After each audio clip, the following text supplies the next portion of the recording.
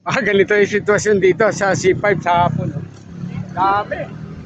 Ayan, oh. Ayun, sa kabila, oh. Ito, dito. Dami nagtitinda ng mga pagkain.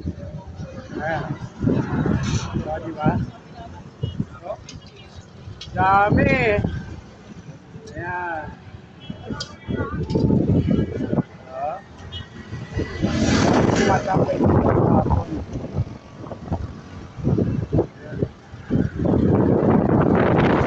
Tayo nakapadyak kaninang umaga, kaya hapon tayo pumadyak at tingnan natin. Ito, meron din dito sa kabila. Ayan o. Oh, dami makakain. Ayan o. Ayun o. May pares, halo-halo. May puto. Ayos.